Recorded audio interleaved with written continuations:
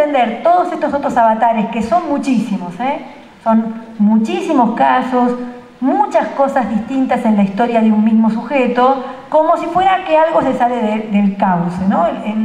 El sistema tiene un cauce pensado y ve todo lo que se sale de ese cauce como algo que está mal, como algo que se salió justamente de cauce, y no como recorridos contingentes o variables que las personas podrían hacer en un sistema diseñado bajo ciertas características. Yo quiero decir, para despejar cualquier malentendido al respecto, que para trabajar en relación con las trayectorias escolares, cuando éstas no siguen el cauce previsto por el diseño teórico, se requieren iniciativas en 4 niveles de análisis por lo menos, ¿sí?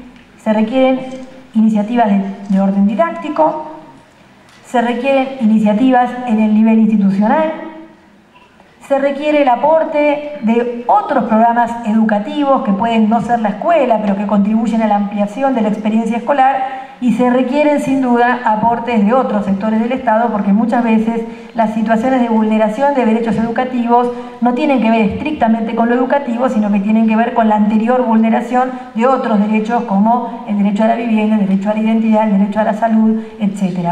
Pero nosotros nos vamos a concentrar en el trabajo didáctico, no porque lo otro no importe, al contrario, por eso hago esta fuerte aclaración, sino porque nosotros tenemos mayor responsabilidad sobre este tipo de trabajo, y diría más, si no lo hace la escuela, el trabajo didáctico no hay dónde reponerlo, ¿sí?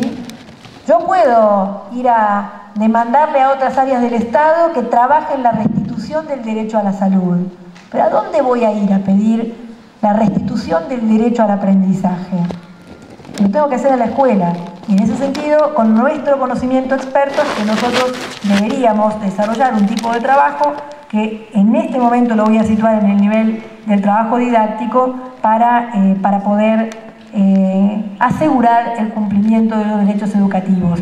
En la exposición anterior se hizo un despliegue súper minucioso del trabajo didáctico en relación con la alfabetización. Yo no me voy a meter en ese nivel porque no es mi nivel de especialización, más bien voy a tratar de que ustedes puedan comprender el diseño del sistema y por dónde habría que empezar a pensar si uno quiere meterse de otro modo en la estructuración de las trayectorias escolares. Por eso voy a tomar este concepto de cronologías de aprendizaje que, como les decía al principio, a mí me resulta de mucha utilidad para pensar las cuestiones de las trayectorias. Miren, el sistema escolar históricamente ha tenido que resolver un problema que es el problema del sistema, el problema principal, diría yo, que es el siguiente: ¿cómo hacer para acotar, para ponerle un límite a las cronologías que un mismo docente tiene que manejar en simultáneo? Yo podría decir que acá, que hay, qué sé yo, unos cuantos centenares de personas, probablemente se están desarrollando otras tantas cronologías de aprendizaje en relación con las cosas que yo estoy diciendo acá. No todo lo que yo estoy diciendo obviamente será aprendido. Aquel que ya tenga conocimientos previos de los conceptos que yo estoy tratando, a lo mejor profundizará en algo que lo tenía un poco menos profundizado, o yo pondré algo de novedad que esa persona reconocerá, y para quien esta es la primera vez que escucha hablar de estos temas, bueno, la aproximación será probablemente mucho más global y se quedará con algunos conceptos que le llamen más particularmente la atención. Yo no tengo acá el problema de cómo asegurar que todos aprendan lo mismo, entonces no tengo el problema de cómo acotar las cronologías que están ocurriendo aquí. Pero el sistema escolar no funciona así. El sistema escolar trata de asegurar que un docente pueda manejar un número razonable de cronologías de aprendizaje, y en verdad la respuesta que dio el sistema, la respuesta organizacional que dio al problema de cómo acotar las cronologías que un docente tiene que manejar en simultáneo, ha sido el agrupamiento por edades combinado con la gradualidad anualizada.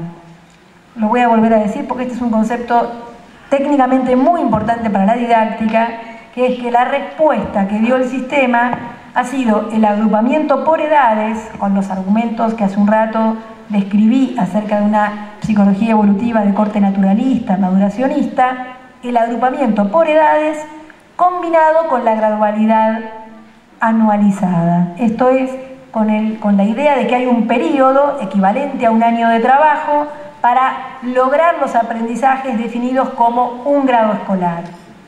Ese es el diseño histórico del sistema que dio lugar a lo que en distintos escritos hemos denominado aprendizaje monocrónico, ¿sí? La idea de que es necesario proponer una secuencia única de aprendizaje. Me preocupa un poco que le saquen foto a esta diapositiva, no porque esté mal, sino porque yo estoy discutiendo esta idea, ¿sí? Entonces, no sé cómo poner cara de alarma para que salga la diapositiva y mi cara de alarma, pero yo no estoy diciendo que es necesario proponer una secuencia, estoy diciendo, esta es la idea bajo la cual se diseñó el sistema. Está claro eso, ¿no? Saco un cartel de warning, warning, advertencia. El sistema se diseñó bajo la idea de que es necesario proponer una secuencia única de aprendizaje para todos los que integran un grupo clase y que hay que sostener esa secuencia a lo largo del tiempo, de modo tal que al final de un proceso relativamente prolongado de enseñanza, como puede ser, por ejemplo, un ciclo lectivo, el grupo de alumnos haya aprendido las mismas cosas. Así se armó el sistema. Esta es la escuela de la 1420. No dice, periódicamente se evaluará y se reagruparán, se rearmarán los grupos clase de forma tal que, tampoco dice, para distintas áreas del programa de estudios los alumnos podrán integrar grupos distintos. No dice eso. Dice, tiene que haber un grupo agrupado al principio por edad. Con ese grupo hay que desarrollar una secuencia unificada de aprendizajes y si todo va bien, al final del ciclo lectivo el grupo habrá aprendido más o menos las mismas cosas. Si no ocurre eso, ahí aparece la repitencia como estrategia de reagrupamiento. ¿Se entiende? Al fin de año tomamos una decisión, reagrupamos. Estos que en el tiempo previsto por el aprendizaje monocrónico no pudieron aprender de la manera en que la escuela lo esperaba, son reagrupados, puesto con el grupo que al año siguiente va a empezar a hacer la misma secuencia de aprendizajes, que es el grado escolar que no han logrado aprobar.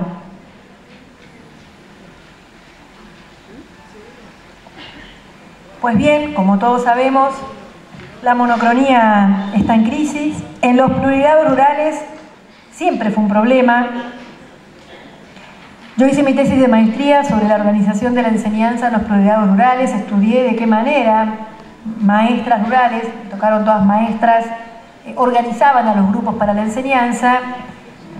Tengo que decir que si bien hay una potencialidad en el plurigrado que nos permitiría pensar que dadas sus condiciones organizacionales podrían ocurrir allí diseños de la enseñanza muy distintos, como sugería hoy a la mañana Axel Rivas, lo que yo encontré en general es que en los plurigrados, salvo algunos casos que también documenté, en los plurigrados lo que había era un esfuerzo de las maestras para sostener la gradualidad y eso produce una contradicción muy fuerte porque la gradualidad con varios grados es imposible con la simultaneidad.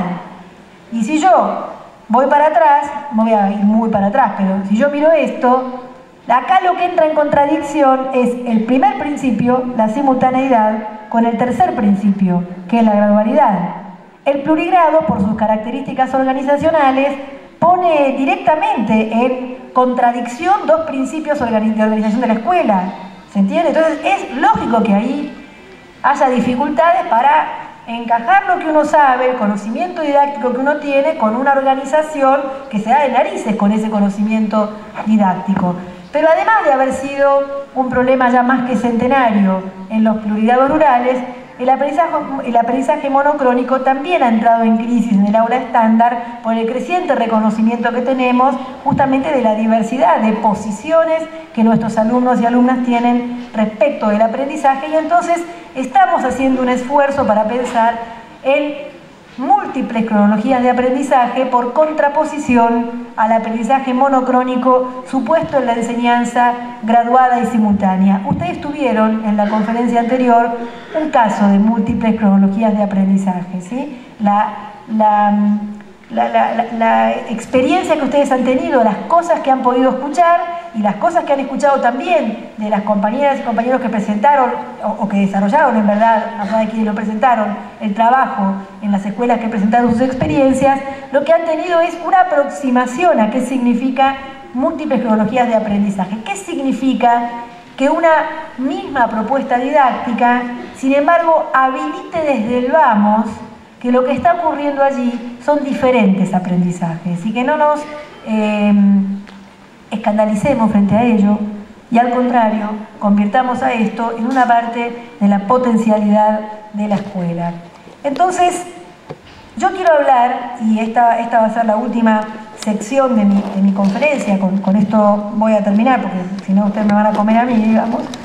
Quiero hablar un poquito sobre la alfabetización en la llamada unidad pedagógica, pero no para hablar de la alfabetización, que eso, la verdad, que, no, como decía hace un ratito, no es lo que yo mejor puedo hacer, sino para que se entienda lo que ocurre en términos pedagógicos cuando se habla de la llamada unidad pedagógica. A ver, la unidad pedagógica, la llamada unidad pedagógica, a mí particularmente no me gusta el nombre, pero no importa, digamos. Así la nombra la normativa y vamos a tratar por un rato de tomar este nombre. La llamada unidad pedagógica parte de algunas ideas que pienso que nosotros podemos compartir a esta altura. Ideas que tiempo atrás, 20 o 30 años atrás, probablemente habrían sido incomprensibles para la mayor parte de quienes nos formamos como maestros. Yo me formé como maestra en el año 82-83, soy del PEP, soy de ese tiempo. Si me hubieran dicho alguna de estas cosas, me habría puesto en una situación de mucha perplejidad. Por un lado, reconocer que no todos aprenden lo mismo en el mismo tiempo.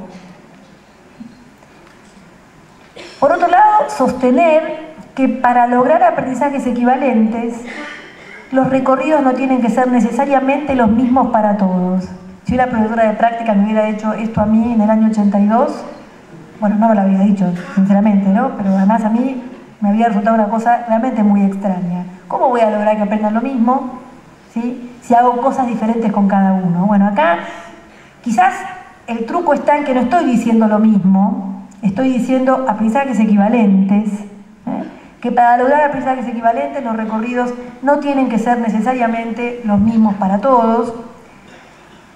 Y además hay una idea detrás de la 174 y de la unidad pedagógica, que es la de superar la repitencia como única forma histórica de reagrupamiento del sistema. Estas ideas que, si ustedes quieren, son sencillas, pero son importantes en relación con el diseño histórico de la escuela primaria, con la escuela de la 1420, que desde este punto de vista permaneció intacta en la ley federal y permaneció intacta en la ley de educación nacional. No se ha discutido la gradualidad de la escuela primaria, la conformación de grupos relativamente homogéneos, etc. Estamos ahora discutiendo esa conformación. Estas ideas, que son relativamente sencillas, tienen una serie de implicaciones que me gustaría explicitar. Por un lado, y pensando en un maestro, en una maestra a título de cada cual, implica generar un proyecto de enseñanza abarcativo de los dos primeros grados del recorrido escolar, y acá se nos empieza a complicar, porque es grados, es años. ¿Qué es lo que tenemos que considerar? ¿Es que tenemos 2 años para hacer 2 grados? ¿Es que se ha redefinido el primer grado de la escolaridad? No quiere decir que el viejo primer grado hay que hacerlo ahora en 2 años, sino que el primer grado de la escolaridad queda redefinido por la unidad pedagógica. Ahí aparecen un montón de discusiones de lo más interesantes que van de la mano con la perspectiva que tengamos respecto de la alfabetización y también la perspectiva que tengamos respecto de la entrada al otro gran sistema de representación del que se ocupa la escuela primaria al comienzo, que es el sistema de numeración.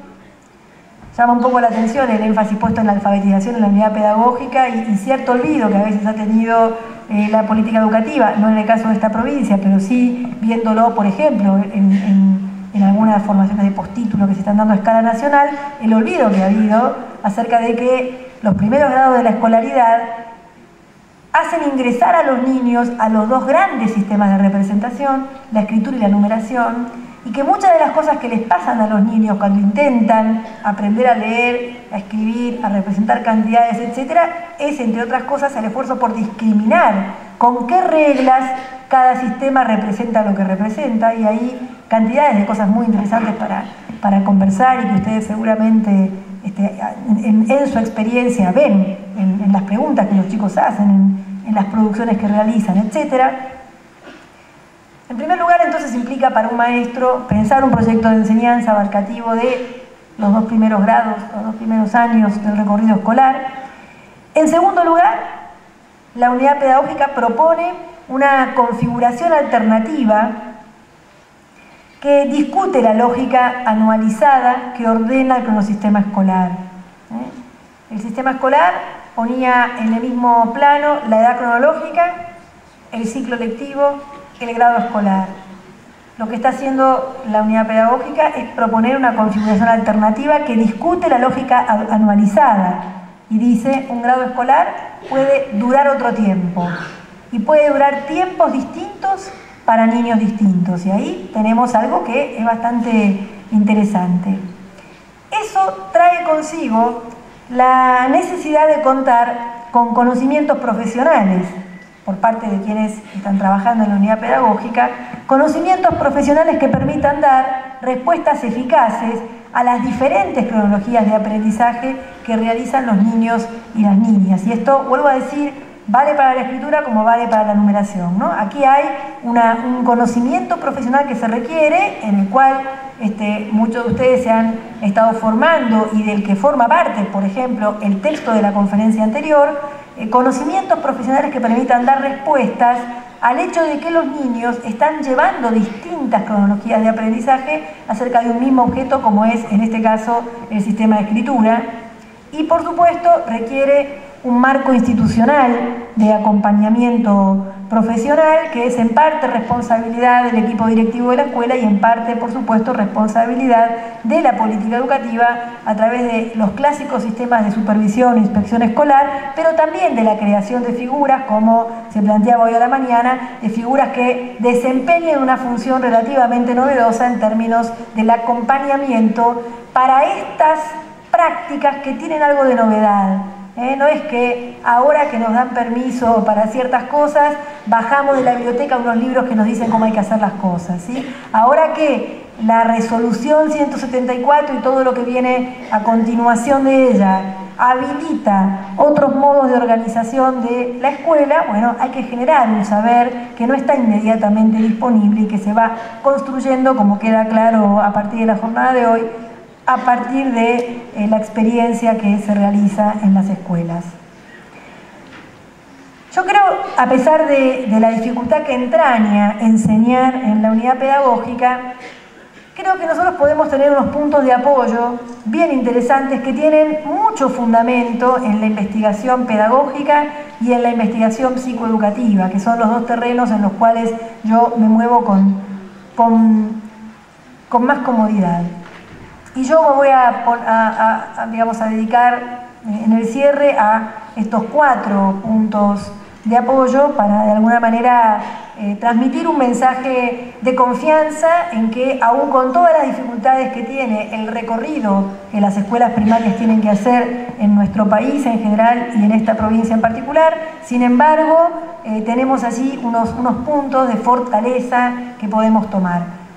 Primer punto de fortaleza: que hay reconocimiento creciente de parte de las autoridades educativas de este país, no solamente de esta provincia, sino de este país, de que hay un desafío pedagógico respecto del cual no se puede hacer lo que se hacía históricamente, por ejemplo con el discurso del PEI, El discurso del PEI tuvo esa parte seductora que era que cada escuela definía su proyecto, pero tenía de problemático que cada escuela definía su proyecto. Esto es, que las escuelas estaban un poco libradas a sus propios recursos. Cuando digo recursos no me refiero solo a dinero, me refiero a recursos de conocimiento, por ejemplo, a sus propios recursos para detectar la problemática local de la escuela, definir un plan de trabajo, monitorear su desarrollo, corregirlo cuando no se ajustaba a lo previsto, etc. Y lo que sabemos es que hay escuelas que han hecho esto muy bien, haciendo pleno uso de semejante autonomía, pero hay escuelas que han tenido muchísimas dificultades para inclusive llegar a un acuerdo institucional acerca de cuál es el problema que en esta escuela reconocemos como nuestro principal desafío pedagógico. En este caso, el desafío pedagógico que supone la unidad pedagógica no está depositado o delegado con exclusividad en el nivel de la escuela y en el nivel de la enseñanza, sino que es asumido en la escala macropolítica, y entonces hay esfuerzos de producción de materiales, esfuerzos de diseño de sistemas de formación, esfuerzos de investigación que se están realizando en muchísimos otros lugares a propósito de cómo fortalecer la enseñanza en la unidad pedagógica. La segunda fortaleza tiene que ver con que la unidad pedagógica nos hace posible algo que es mucho más pertinente respecto de la complejidad de los objetos culturales que la escuela primaria tiene que presentar a los niños y a las niñas en el comienzo de la escolaridad. El currículum del comienzo de la escuela primaria es bastante amplio, pero tiene, como decía hace un rato, dos instrumentos culturales principales que son la escritura y la numeración. Estos son dos objetos complejos, ¿sí?, que se aprenden en el marco de prácticas que también tienen que recoger algo de esa complejidad. Y realmente la ruptura de la calendarización estricta que proponía la visión más tradicional de la escuela graduada, calendarizada, anualizada, la ruptura, decía, de esa visión nos permite el manejo de una temporalidad que es más adecuada al tratamiento didáctico de la complejidad de estos dos objetos de conocimiento. En tercer lugar, en la medida en que desarrollemos, por supuesto, los recursos didácticos para ello, la unidad pedagógica y su ruptura de la repitencia como único modo de reagrupamiento nos permite la interacción entre niños que se encuentran en distintos niveles de elaboración, en este caso sobre la lectura y la escritura. Y yo quiero decir algo que se dijo hoy en la conferencia de Axel Rivas, pero yo lo quiero decir ahora con la precisión del conocimiento psicoeducativo. Es cierto que tenemos argumentos que nos permiten sostener que cuando chicos que se encuentran en distintos puntos de aprendizaje de un mismo objeto de conocimiento interactúan, todos aprenden. El miedo que tenemos muchas veces quienes enseñamos es que aprendan los que saben menos, pero los que saben más queden allí detenidos. En realidad, la investigación psicoeducativa muestra que cuando alguien tiene que trabajar a propósito de un cierto contenido con una persona que lo domina menos, esa persona tiene que hacer un análisis del contenido distinto del que haría si solo interactuara con personas que saben lo mismo que él. Y voy a poner un ejemplo, que es lo que les pasa a ustedes cuando tienen que enseñar. Cuando ustedes tienen que enseñar, tienen que mirar el contenido de una manera completamente diferente de cómo la mira quien es simplemente una persona formada en ese contenido. Lo que sabe un maestro cuando alfabetiza no es lo que sabe una persona alfabetizada, sabe otras cosas, ¿sí? No estamos esperando, por supuesto, que los niños se conviertan en alfabetizadores, pero podríamos recuperar un viejo concepto piagetiano, tan viejo que tiene ya como 50 años, que era es el concepto piagetiano de toma de conciencia. Cuando Piaget hablaba de toma de conciencia, no hablaba de toma de conciencia moral. Piaget decía, el conocimiento avanza. Él lo decía en francés, la traducción al castellano es del éxito a la comprensión, es una traducción horrible, pero bueno, lamentablemente no hay una palabra equivalente a la que él usaba en francés, pero él decía, primero hay éxito en la acción, o sea, primero hay algún grado de dominio del objeto de conocimiento a través de la acción, Y después hay otro tipo de conocimiento, que es la toma de conciencia de aquello que en la acción me permite tener éxito. ¿Se entiende lo que digo? No. Dicen que sí, pero algunos me miran diciendo, ¿de qué estás hablando? Imagínense que yo les dijera a ustedes, yo estoy acá, agarren un yo-yo, ¿sí? O una bola, una boleadora, pero una sola bola, por favor, para hacerlo más sencillo. Pongan la piola con la bola arriba de su cabeza, hagan así y larguen la bola en el punto en el que tengan que largarlo para que me llegue a mí. Yo me voy a correr, quédense tranquilos. Ustedes lograrían hacerlo bien. Si yo a continuación les pidiera que me dijeran en qué momento piensan que sueltan la bola, no aquellos de ustedes que tienen experiencia, por supuesto, en lanzar boleadoras, ¿sí? Sino aquellos de ustedes que estuvieran haciendo esto medio que por primera vez, seguramente contestarían que lanzan la bola cuando la mano está acá. Si ustedes lanzaran la bola cuando la mano está acá, saldría para allá. ¿Se entiende? Lo harían bien, no lo podrían explicar. Esta es una diferencia que Piaget encontró. Es que nosotros somos capaces de hacer cosas, con lo cual ahí hay alguna racionalidad que tenemos en lo que hacemos, y sin embargo no somos capaces de formular el conocimiento que subyace a eso que sabemos hacer. ¿Se entiende? Es a eso a lo que llamaba toma de conciencia. Yo lo que puedo decir es que cuando un niño, una niña, un adolescente, un adulto, tiene que exponer un conocimiento que tiene para colaborar con otro que no domina ese conocimiento del mismo modo, lo que hace es elaborar de otro modo el conocimiento, elaborarlo realmente de otro modo, y entonces esa elaboración es aprendizaje. Y es un aprendizaje enteramente distinto del que tendría si simplemente se cerrara el ciclo de relación con ese objeto de conocimiento a partir de que logra hacer lo que tenía que hacer. Y para cerrar, el último punto de apoyo tiene que ver con la perspectiva institucional de la enseñanza. La resolución 174 no es la de la unidad pedagógica, tiene como 40 párrafos y la unidad pedagógica es uno de los párrafos, ¿sí? Tiene como 40 ideas distintas que todas ellas están contribuyendo, me parece a mí, o la mayor parte de ellas están contribuyendo, me parece a mí, a establecer una perspectiva institucional de la enseñanza. Y la verdad es que si algo le ha pasado a nuestra escuela, y si algo le ha pasado a la política educativa que ha intentado intervenir para mejorar nuestra escuela primaria, es que todo el tiempo ha pensado que la mejora de la escuela primaria y de la enseñanza que en ella ocurre era un problema de condiciones macro. Y que dadas las condiciones macro, después la enseñanza era un problema que los maestros y las maestras iban a poder resolver a título individual y de la puerta del aula para adentro. Lo que hace rato venimos entendiendo es que la enseñanza es un problema institucional. Y yo me atrevo a decir, lo he escrito muchas veces, es un problema político. Y entonces, mejorar la enseñanza no es únicamente mejorar la práctica de los maestros, o mejor dicho, para mejorar la práctica de los maestros y las maestras, para que nosotros seamos capaces de hacer otras cosas en el nivel del aula, se requieren iniciativas de nivel institucional, a nivel de la propia escuela, y de nivel político. A mí me parece que la resolución da cierto marco para una mirada institucional acerca de la enseñanza, y en ese sentido ahí también tenemos un punto de apoyo que contrasta con la vieja idea de que, dadas las condiciones, cada uno de nosotros le tenía que encontrar individualmente la vuelta al asunto.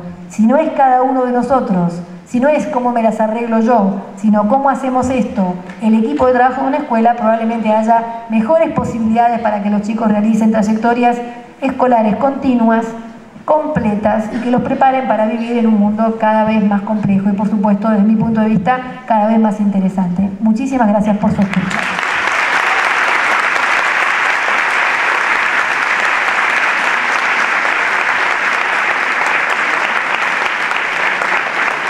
Agradecemos nuevamente a la profesora Flavia Terigi. Y bueno, ya al finalizar vamos a primero avisarles que los certificados se van a entregar a las supervisoras de la sección. Y vamos a invitar ahora a todo el equipo y todas las AD del equipo de Mendoza Lee y Escribe, que pasen acá adelante, por favor, no se vayan, que hay un video, así que por favor no se vayan, esperen que es la última parte, que es muy linda. Vamos pasando, todas las AD. Vamos con un aplauso a todo este equipo que trabaja tanto.